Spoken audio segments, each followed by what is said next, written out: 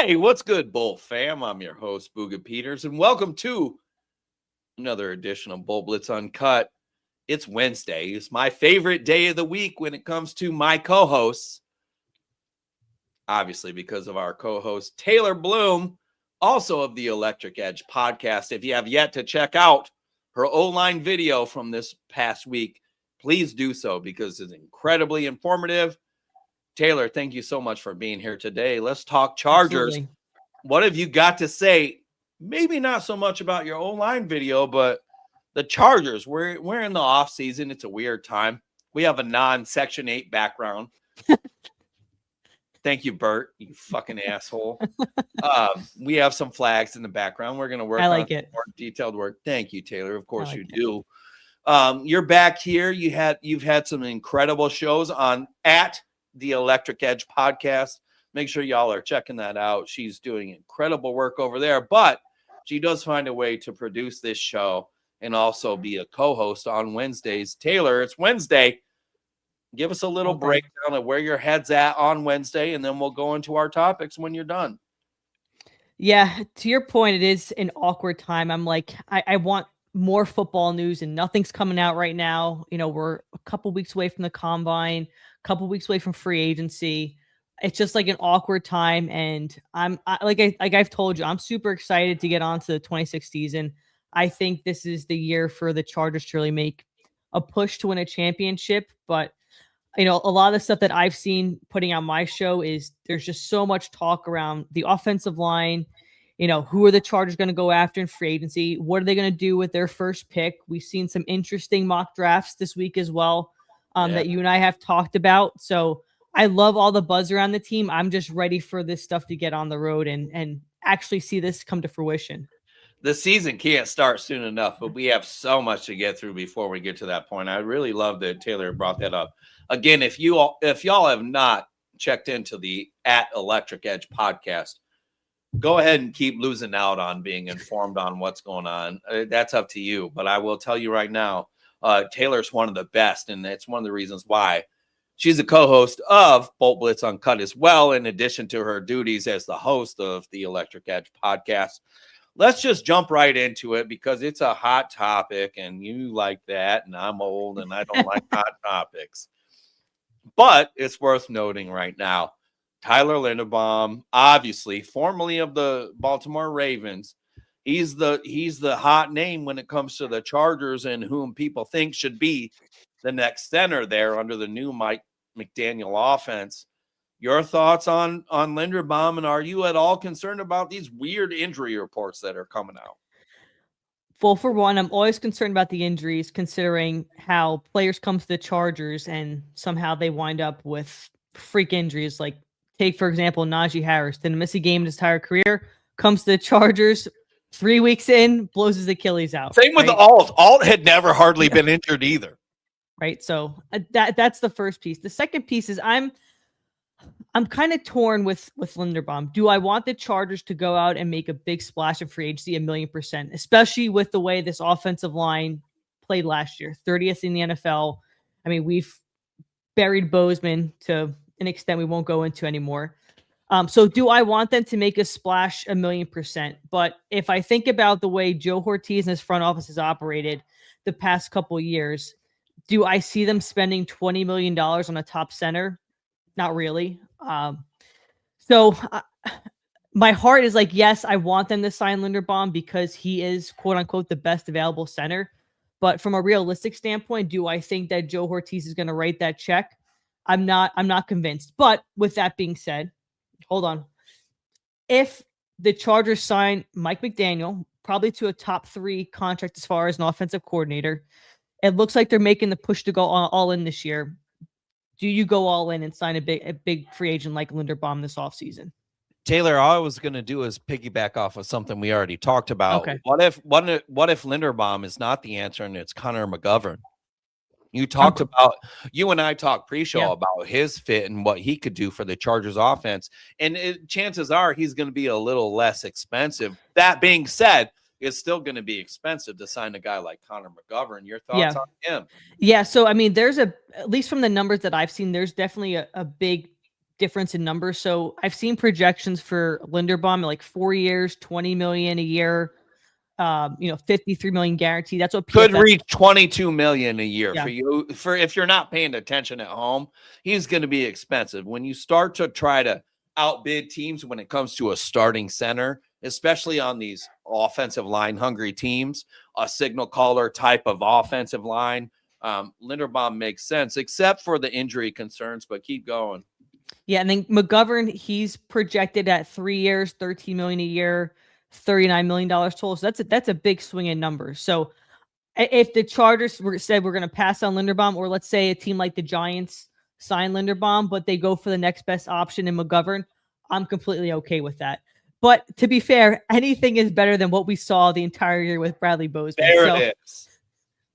Listen, I'm not suggesting that Andre James should be brought back to be the starting center. I know Taylor's not as well. Thank you all for listening to BoltBlitz Uncut. We have 0 listeners right now, but I'm so excited for everybody who does decide to tune in, and that's all right. We love y'all regardless. Whenever it is that you do decide to allow yourself to be imparted with the wisdom that is BoltBlitz Uncut. Taylor, we're talking about the interior offensive line. Let's move straight to Zion Johnson. The Bolt fam is kind of split when it comes to whether or not he should be a part of the future plans. His price tag, because of the lack of guards in the free agency market, is probably going to get driven up to a level in which it's going to make Charger fans uncomfortable regarding what it comes to sign him. Your thoughts on Zion getting another chance? Because it will be a big deal, a multi-year deal, for him to come back as the left guard of the Chargers, or should they pursue draft options or free agent options at left guard? Yeah. So when it comes to Zion, I know that he is a favorite of Jim Harbaugh in the front office. They talk very highly of him. There's even that talk in last year's training camp of moving into the center position and stuff like that. So I know they think very highly of him. Do I think there's better options on the free agent market? Yes. There's a lot of guys you can get on a 1-year deal to fill the left guard position, and then you draft your starting right guard in the first or second round of this draft. I was looking at some numbers just going through PFF, and PFF has him listed. They have him ranked at 157 as far as all free agents this year. Yeah. If you're ranked at 157, I don't think you're worth $13 to $15 million a year. Do you think Joe Ortiz will agree with you? Because here's the problem. The more you talk me into him not being a Charger next year, the more I'm willing to kind of buy into that. Zion is a weird choice for me. Position, if you will. Mm-hmm.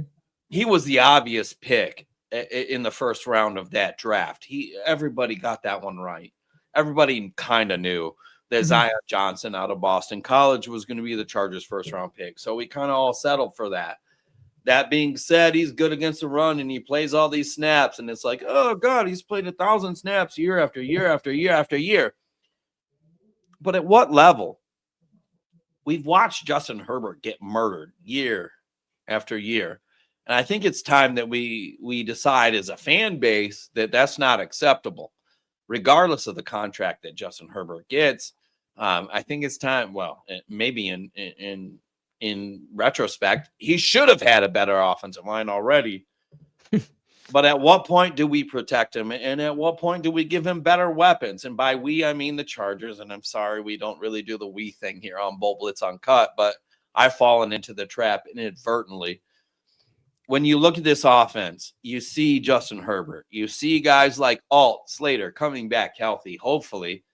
And then a wide slot like a Rondé Gadsden, Ladd McConkey, prime for a big year, considering he no longer has Greg Roman as an offensive coordinator. Quentin Johnson, who knows what he can do in a Mike McDaniel offense, though he's going to be trade fodder as far as all of you are concerned. And while we're on that topic, Taylor. Yes. How likely is it in your mind that Quentin Johnson gets traded for anything in your mind? I don't think he gets traded, but it's nice to play with different scenarios where he's involved in trades. I know, you listen to Jim Harbaugh talk about him. loves QJ, even though Ortiz says he loves QJ. QJ is a very hard worker too. You know, if you just take it in context of year after year with the Chargers, QJ has gotten better. Now, Agreed. has he lived up to his first round hype? No, not by any stretch. But he has gotten better. He puts in the work. So I don't see him moving this year. You know, we've talked about this even last week about the 50-year option on him, $18 million. I don't think he's worth $18 million. I don't think any Charger fan thinks that he's worth $18 million. So I think he runs again in this offense next year with Mike McDaniel, and then after that we'll see what happens with him. What does Justin Herbert think, though? Do you think Herbert thinks he's worth 18 million? He kind of likes him. He likes him, but I don't think he thinks he's worth $18 million. But you if you listen to Herbert, he doesn't throw anyone under the bus. He's not going to tell you he dislikes someone. He's regardless. coach speak at a quarterback level to the utmost, for sure. He reminds me of Derek Jeter at the podium, where he you know, it's part of the script. For those of you who are listening back at home in Michigan, for the record, my friend Dustin Rhodes actually dated Derek Jeter's sister, but that's none of your goddamn business. We'll leave that out there for those of you who know anything about Lloyd Norrix and all the weird shit that happened in that Michigan county, if you will. It was a weird place. We had a lot of great players come out of there. Keith Lincoln a long time ago. We also had some guys. I'm telling you, TJ Duckett, Tico Duckett, they came out of Lloyd Norrix as well. I tried to tackle Tico Duckett one time. That was fun, except for he went for 63 yards. He did not slow down when he ran over me. No one's surprised by that if they saw me. But if you had actually played football against me, it might have mattered. I was chopping your legs out. I was hurting your knees, your ankles, and everything else I can get a hold of. We talked about this during the pre-show, and part of this show is going to be trade down options. And the Chargers right now, as they sit, they only have 5. And I mean 5 draft picks. Not a good idea for a Joe Ortiz GM to offense, defense, special teams, whatever. How important is it in your mind for the Chargers to actually find a way to garner more picks and really make this draft class something that can accentuate this team moving towards the playoffs in 2026? Yeah, I think it's definitely important to find some more picks in this draft. You know, I think if the Chargers guy is not available at 22, they move that pick. I'm not convinced it's going to happen prior to the draft. I think it's going to be a draft day situation where if their top 2 guys are not on the board, they're going to move that pick and acquire more picks from it. But I don't foresee it happening before April 23rd. Which is a big date for those of you who are trying to figure out why Taylor's referencing that date. The draft is almost here. It's one of my favorite times of the year. I would assume, Taylor, it's also one of your favorite times of the year. When we're looking at the draft, there are a lot of needs that need to be filled on this team. But if you kind of had to pigeonhole, if you will, a couple players here, there, and everywhere that you'd kind of like to see in lightning bolts, are there any that stand out to you? Or is there somebody that you're just kind of like, I can't live without them if they're not a Charger? Yeah, I mean, the big name is Vega out of Penn State. I think if he's there, that's a no-brainer. Vega Ioane. Yeah, I'm not even going to try to pronounce that name. I got you. I will butcher it. I think if he's available at 22, he's a Charger. But I don't know if he's going to fall at 22. I mean, some knocks that we've talked about as well, you know, he's fallen to the Ravens at, I think, 14 or 15. 14. The Cowboys at 12. Like, he's everywhere. Yeah, so I don't know if he's going to make it that far. I think another pick, which I've done in my mock drafts, I think is TJ Parker out of Clemson too. If he's there, I would take him. Are you worried about his 2025 down year? No. I'm not either. And what's funny is when you look at that Clemson defensive line, Peter Woods, TJ Parker, I mean, they had some dogs. Not a lot of output, but Peter Woods out of Clemson as an interior defensive lineman is highly touted. TJ Parker is kind of left out in the woodshed, if you will, and I don't know that he's getting the credit that he deserves. If you watch his 2024 tape, you're like, oh my God, he's a top 5 pick. Not so much in 2026. I will say this, excuse me. I think he's worth a look. And if you've paid attention to the few mock drafts I put out there on both the Old People app and then, of course, the X app, TJ Parker is a fun pick to have if you're willing to trade down to the Broncos, who I don't know how realistic that is, but the Broncos have pick 30, and then you can get pick 62 as well in an effort to get a guy like TJ Parker. Depending on what happens with Khalil Mack regarding resigning him, and then, of course, whatever they do regarding trying to chase the contract that will be signing Odafe Oweh, it's an interesting situation when it comes to the edge room. Tuli Pelotu, solid 13.5 sacks, probably more of an effective inside rusher, but y'all aren't ready for that conversation. We'd love to see him put about 30 pounds on, but that's probably a little more due to a former co-host of mine. I still buy into that, but it's a weird situation when it comes to the pass rushers in this draft. TJ Parker keeps getting pushed down. That being said, whether the Chargers stand at 22 or they move down to any other pick while acquiring other picks, TJ Parker's going to be somebody that I think will be an effective rusher at the next level. I don't know if I have him in there to cover and break it off and sitting in the zone flat. I'm not asking him to do that. I'm not asking him to sit in a cloud flat. But what I would like to see him do if he were to be a Charger is just go get after the quarterback and do nothing else but that.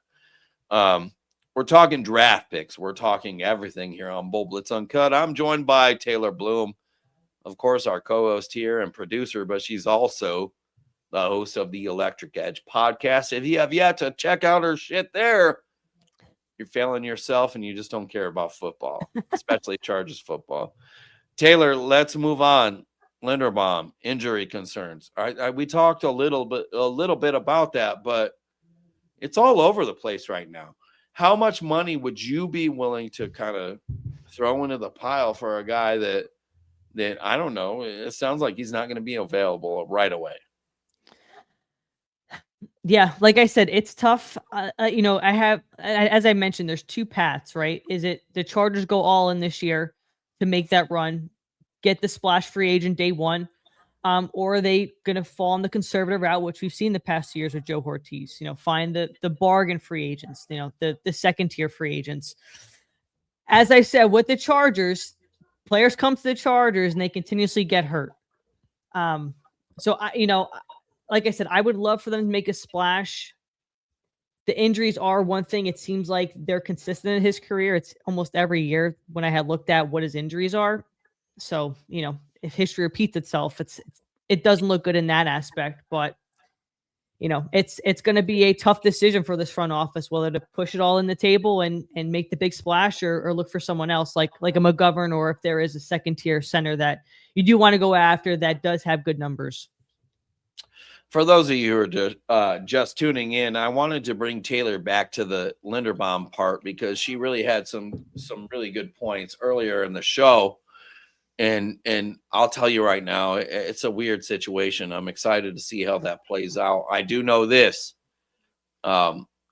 Should the Chargers, Jim Harbaugh, Joe Ortiz, decide to bring back Bradley Bozeman, the shitstorm, the fire, the witch hunt, and all the things that are included in that could be absolutely devastating to this fan base.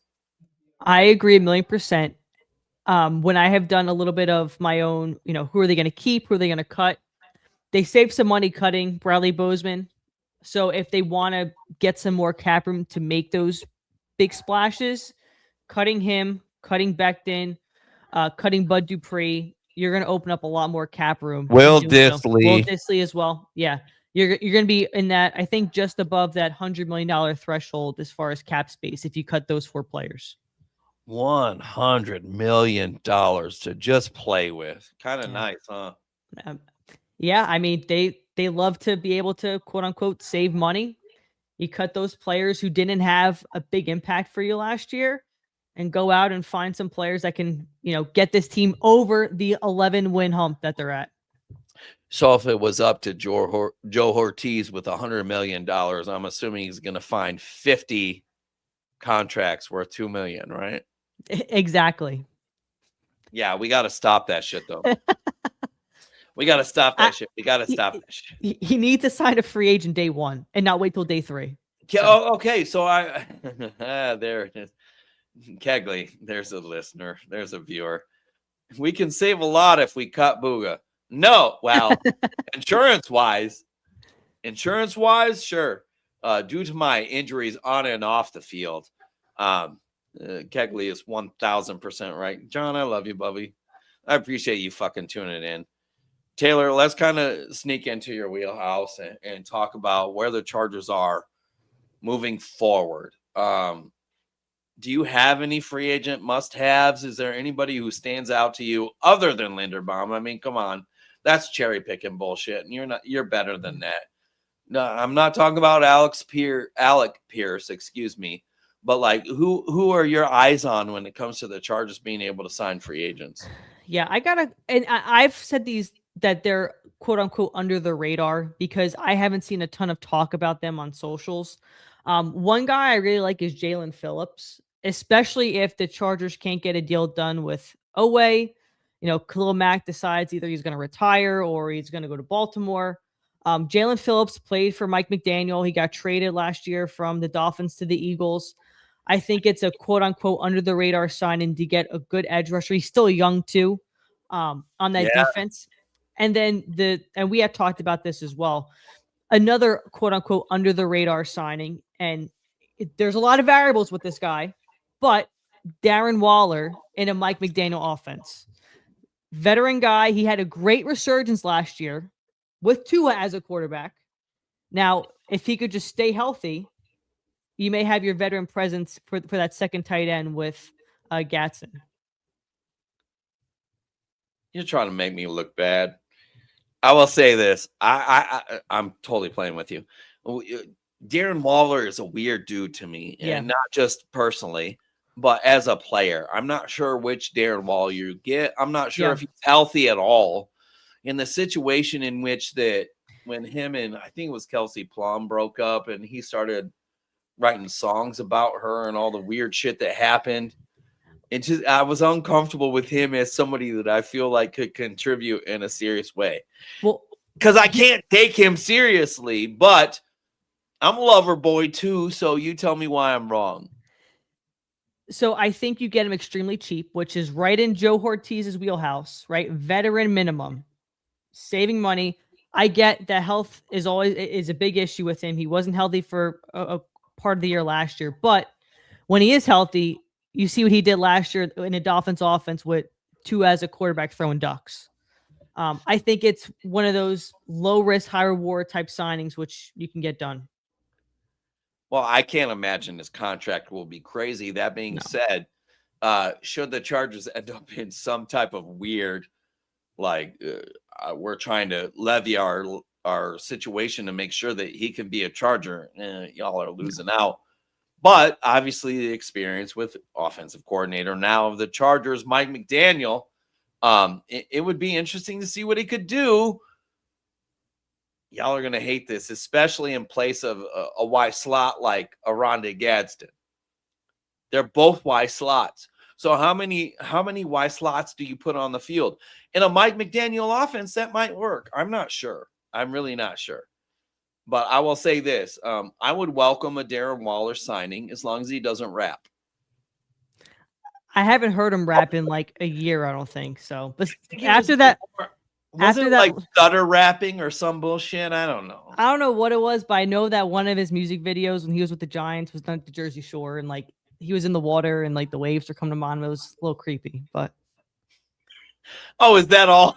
He was just a little creepy. Women are just literally just settling for anything right now. My God. Well, this is BoltBlitz Uncut, and y'all are literally tuning into a new backdrop that is almost Section 8, but not quite. Thank you, Bert Grossman, and also fuck you, brother. Love you. Can't wait to see you on Monday. Appreciate you so much. Taylor, you're doing the Electric Edge podcast. You're doing all these great things over there. It's important to me that we make sure that we accentuate what you do over there. Your last video was on the O-line. Tell us a little bit about what you talked about there without giving away the full cheese. Yeah.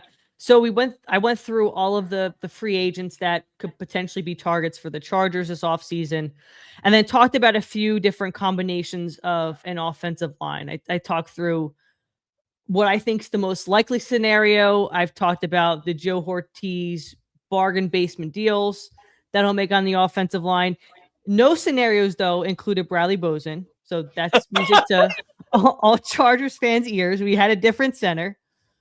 So I talked about different scenarios and what I thought was going to be the best, or what the Chargers offensive line will be in 2026. So, went through some interesting free agents, just kind of talked about what those scenarios will be. And then, I put out to all my listeners, let me know what you think, what free agents the Chargers are going to sign, who they're going to pass up on, and what you think the combination of the offensive line is going to be in 2026.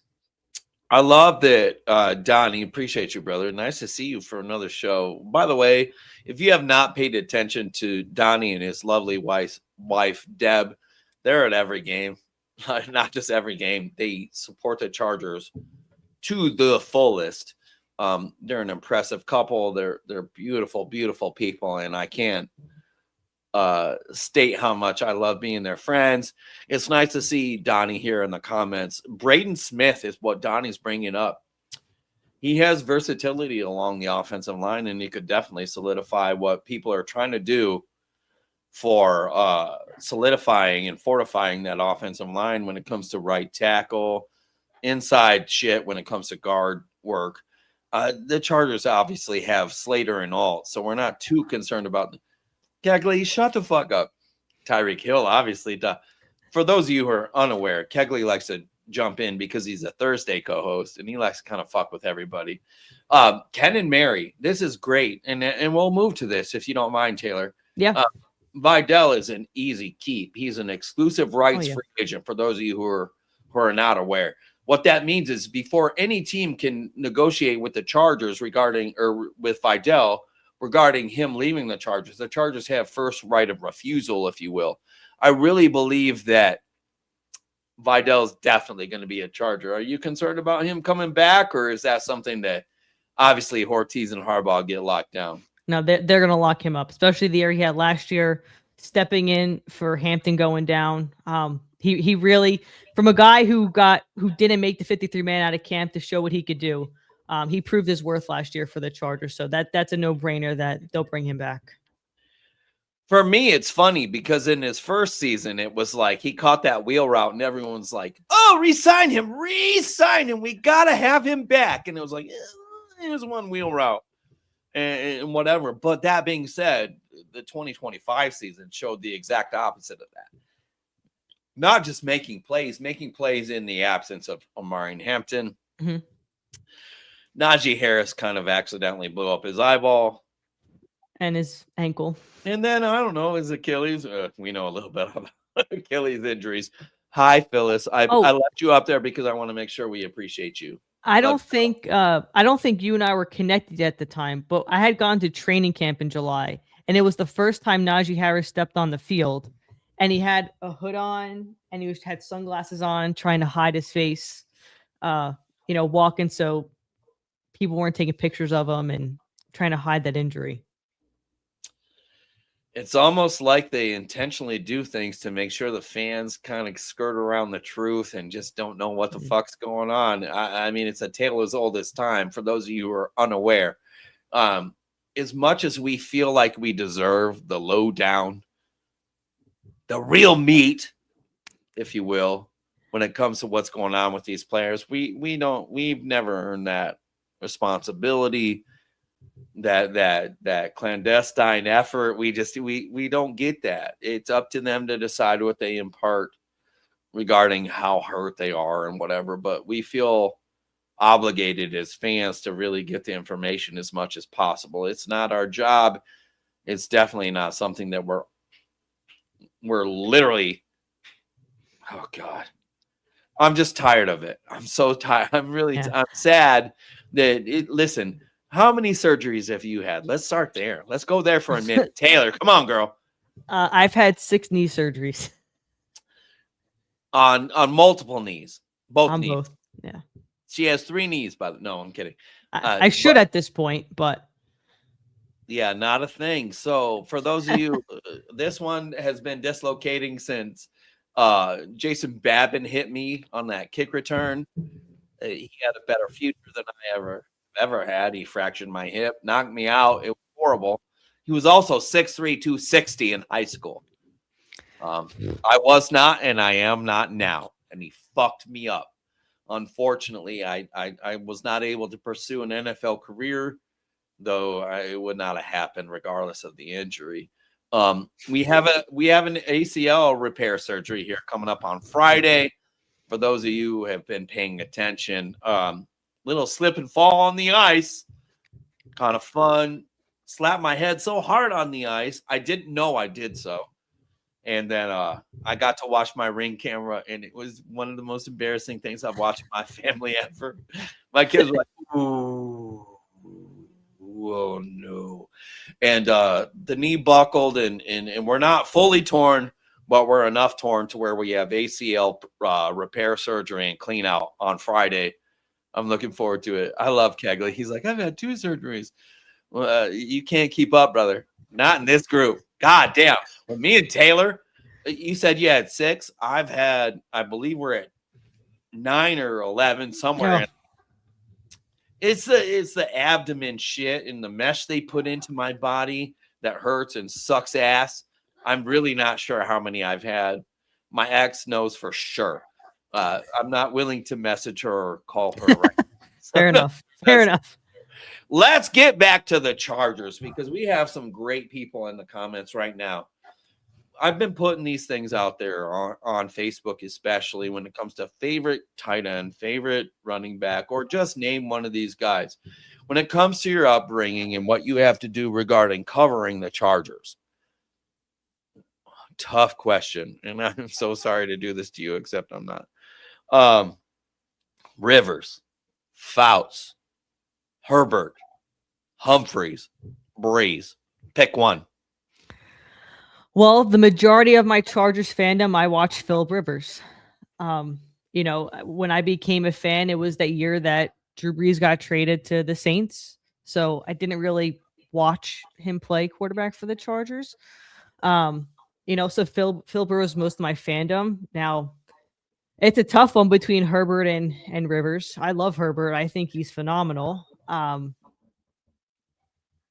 think right now it's Rivers just because of, you know, the longevity of his career and all the years he played in San Diego / LA and, you know, the numbers he put up. But I think at some point though, you know, Herbert will overtake that. But right now I'm going to stick with Rivers. For those of you who are concerned or questioning whom I'm going to go with, it's obviously Rivers. I cannot help. We share the same birthday. I'm a little older.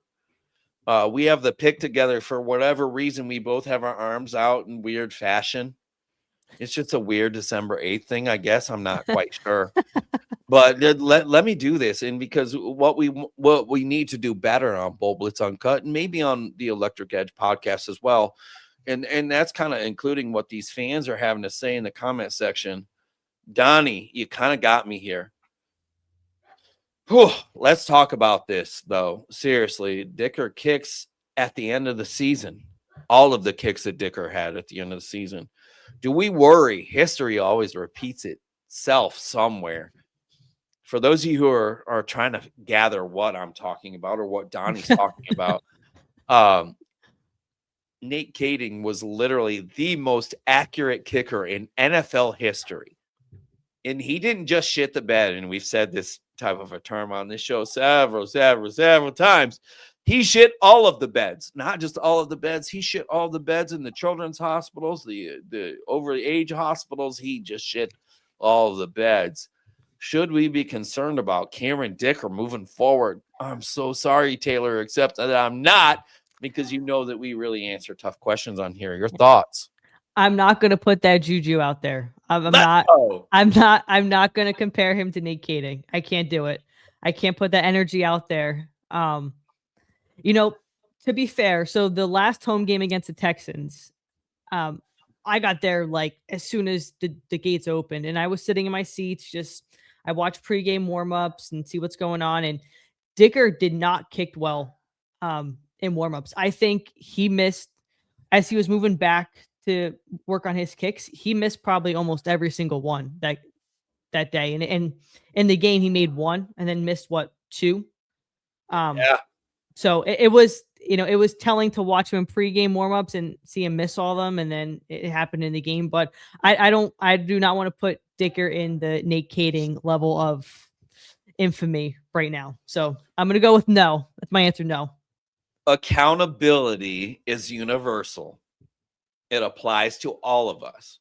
I think it's not only fair to say, I think it's most important to say that, yeah, he was struggling pregame, and it kind of translated to what happened during the game. That's not you being a Cameron Dicker hater. No, I love Dicker. He's awesome, and he's phenomenal with all the fans, by the way. He is, from everything I'm told, for sure.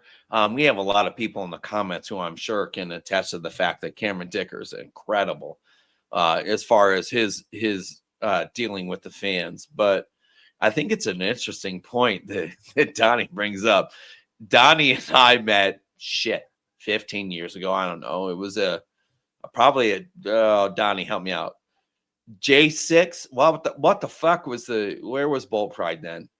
We were in the Qualcomm tailgate area. Y'all know where it was. I cannot tell you, and I'm so sorry. But it was one of the most special times of my life. It didn't matter if I was covering a game in the press box or if I was just sitting with the fans. Bolt Pride embraced me. They brought me in. I got a Pafufa coin at one point, and then when my son and I got sick, they kind of ditched us, which Alvarez and I will have a conversation about that at some point, but I've talked to Rudy and a few other guys about that whole shit. Pretty embarrassing, but Alvarez picked that. But we will save that for another day. When you look forward to this 2026 season, the Chargers now have Mike McDaniel as an offensive coordinator. What a difference when it comes to comparing him to a Greg Roman. Antiquated, my kind of offense, if I'm being honest. Run first, just three yards in a cloud of dust, bullshit. Cheat motion, sky motion, jet motion. Mike McDaniel offense with Jim Harbaugh as the head coach. How excited are you, and what are your expectations for Justin Herbert having an offensive coordinator like Mike McDaniel? Well, I've told you many times I'm just ready for the 26th season to start already. I'm ready to skip over the draft, free agency. I'm just ready to get on to 26 and let's get on the training camp.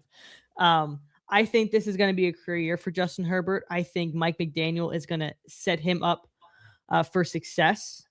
I'm excited to see how all these weapons are going to be used in the Mike McDaniel offense. And I really think that sky is the limit if they can nail the offensive line and fix it, fix some of the holes they do have on defense. Like, this team is primed to make a run to the Super Bowl next year.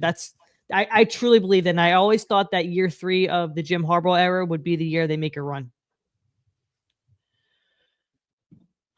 Well, I will say that most of the fan base, despite it only being year 3, they're already running out of patience.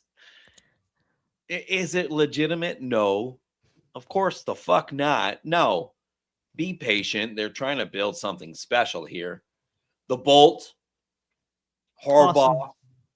They moved on from Roman. I mean, what the fuck else can you do to kind of make the offense better other than bringing in a guy who has not just been a part of revolutionizing an NFL offense, but he's the guy that everybody tried to keep around in the capacity in which he made them better. Mike McDaniel has literally been this floating cat forever, just making everybody look good. And then he went to the Dolphins, and he had a quarterback like fucking Tua Tagovailoa. Are you kidding me? I have as much arm strength as he does, and I can't plant my back foot. I have a 3/4 leg cast on, and I promise you I'm accurate to 50. Just for fun. Tua, 35, maybe 30. Oh, I love that we're having discussions in the comments. I'm not sure if you're seeing them, Taylor. It's kind of fun. It's kind of fun.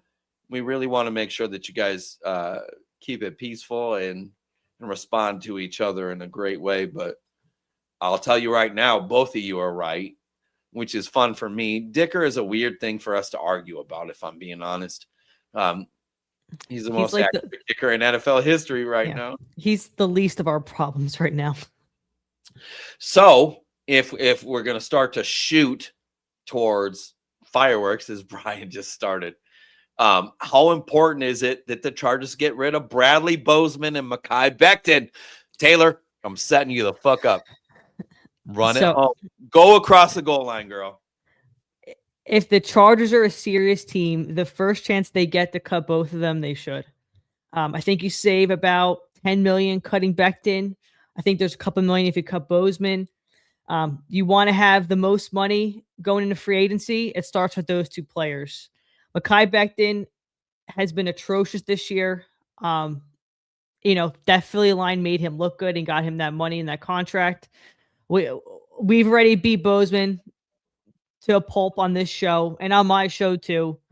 I'm over the Bradley Bozeman experiment. It's time to move on. I don't care if he's a leader in that locker room, in that offensive line. You have to get better. Like, you cannot leave Justin Herbert hang out to dry this season again with an interior offensive line that can't block anything. I couldn't agree more. I need to address Donnie, probably at 45 yards. Accurate still. Torn ACL right this fucking second. Daddy taught me how to throw. It's weird. For those of you who are not paying attention, until I was completely broken recently, I still ball. And now it's not a lot of football, but it's basketball. But I don't play with a lot of guys who have the same tan that I have. So I'll just say that I do all right. I do really, really well here in Pontiac. For those of you who are trying to figure out where the fuck I'm from, I do all right at the Pontiac YMCA when I don't have a leg that's falling apart.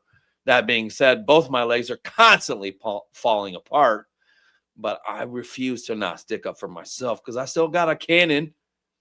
If you are concerned, I'll shoot a video. We here at the house, I bought a house in Pontiac because I'm that weird old guy, old white guy that's just comfortable being wherever he's at. We've got about 45 yards in the back lot back here, and I'll hit a target just on one throw, and I'll drink like 6 beers or something goofy to kind of make it fun, and then I'm going to hit the target for sure. If you guys are unsure of whether or not I can do that, we have a very special, very, very special opportunity coming up in 2027, the BoltBlitz Media Bowl. I'm not sure if I can invite Taylor, but what we're going to do is we're going to get all these loudmouths in a game of actually hitting each other. Sorry, Taylor. Yeah, I want no part of that. I'll stand and watch. Yeah, no, you're going to be you're going to be the head coach and fair. That's fair. And then I'm going to go hurt everybody. I don't care what show you're on. I don't care how long you've been covering the Chargers. I don't care if the Chargers allowed you to be their content creators. I'm going to fuck y'all up. But we talked about this for years. This is something I talked about with Thomas. And RIP, I miss you, brother. You were the best co-host I've ever had, and I learned more about it every day. I literally, every show I host, I learn more about how great you were and how much I take you for granted. RIP, sir. I miss you. But I will say this. If there's a second best co-host to Thomas Powell, the Thomas Powell, it's Taylor Bloom, and it's not close. I appreciate that so much. We're having so much fun. We had Russell Baxter on last night. We do a little bit of rugged bullshit here on the show. We have a lot of fun. Russell is one of those stat-induced, facts-only kind of guys. He's somebody that we need to incorporate more on this show, and we will do just that. And as we exit tonight, we just hit the 45-minute mark, and I kept you too long, but thank you so much for your patience. Oh, anytime. Taylor, tell everybody where they can find your work other than here, because she's responsible for literally all of the greatness on here, other than me just running my goddamn mouth. But Taylor, tell everybody where they can find the Electric Edge podcast and everything else you're working on, and what can we expect from you in the coming months, especially with the draft rolling in. Yep. So if you want to listen to my show, you can find me on YouTube at Electric Edge Podcast. I'm also on Spotify and Apple Podcasts. On socials, I'm at Electric Edge Pod on X, TikTok, and Instagram. If you're on the old people app, as Booga calls it, Taylor Bloom. My favorite app. That's it. The next couple months, I'll be putting out another episode next week on some mock draft scenarios. That's what I'll be working on. And then the next coming weeks, I haven't decided if I'm going to go to the draft in Pittsburgh. If I do, I'll be putting out content about that. But I'm going to keep an eye out on if there's any events in the LA area that the Chargers were holding. And, I'll put out some content if I do decide to go. So that's kind of the outlook until we get to training camp. And then I cannot wait to get out to the Bolt. And I'm planning on going for at least a week to training camp. So we'll see what week I pick.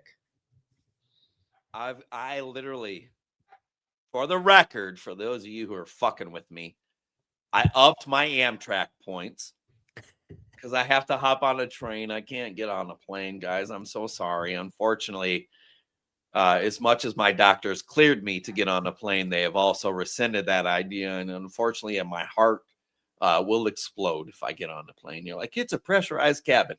Shut the fuck up and leave that up to the experts, for the love of God. That being said, Kegley, basketball, shut the fuck up. Football, y'all need to be quiet.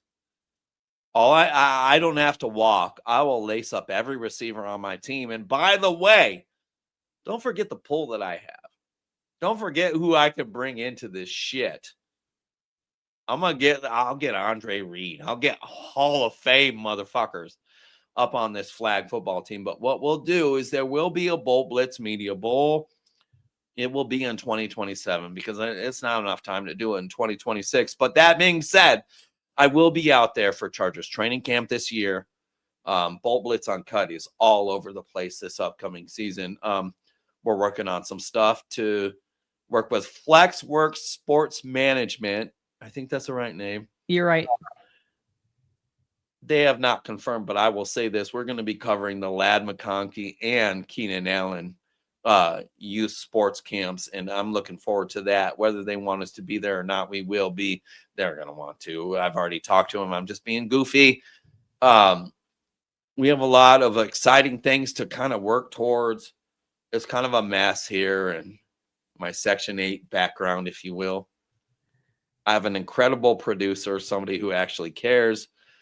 This is BoltBlitz Uncut. We're 48 minutes in, and we're about to end. Taylor, anything else you want to say on the way out? Well, thanks for tuning in.